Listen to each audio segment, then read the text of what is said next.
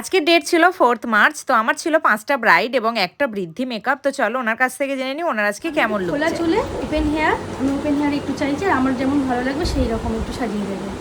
আমার এই ক্লায়েন্টের লোকেশন ছিল কল্যাণপুরে। ওনাকে আমরা আশীর্বাদেও সাজিয়েছিলাম। তো ওনার বৃদ্ধি মেকআপটাও কেমন লাগলো তোমরা অবশ্যই কমেন্ট করে জানিও। দেন আমরা খানিকক্ষণ পরে বেরিয়ে পড়েছিলাম আমাদের ব্রাইডের উদ্দেশ্যে। তো আজকের ফার্স্ট ব্রাইডের লোকেশন ছিল কালিকাপুরে। চলো ওনার কাছ থেকে জেনে নিই ওনার আজকে কেমন লুক চাই।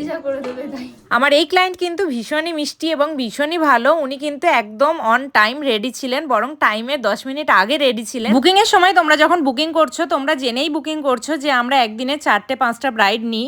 তো সেহেতু তোমরা যে টাইম স্লটটা পাচ্ছ সেই টাইম স্লটে বসার চেষ্টা করো, কারণ তোমার দিনটা যতটা স্পেশাল আমার বাকি ব্রাইডদেরও কিন্তু দিনটা ততটাই স্পেশাল। তো আমার আপকামিং ব্রাইডদের কাছে একটাই অনুরোধ, তোমরা প্লিজ টাইমে বসার চেষ্টা করো। তো এটা ছিল আমার আজকে সেকেন্ড ব্রাইড। এই ব্রাইডের লোকেশন ছিল বারুইপুর মদারহাটে। তো এই ব্রাইডের কাছ থেকে চলো জেনে নিই ওনার আজকের লুকটা কেমন লাগলো।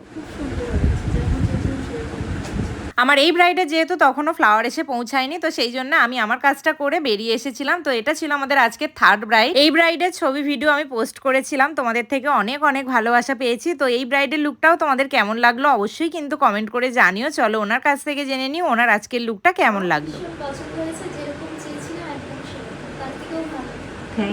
আমি তোমাদের সাথে আমার আজকের 4th ব্রাইডের ছবি ভিডিও কিছুই শেয়ার করতে পারছি না, কারণ ওনার একটু ছবি ভিডিওতে প্রবলেম রয়েছে। তো সেই জন্য তো চলো আমার 5th ব্রাইডের কাছ থেকে জেনে নিই ওনার আজকের লুকটা কেমন লাগলো। পছন্দ হয়েছে?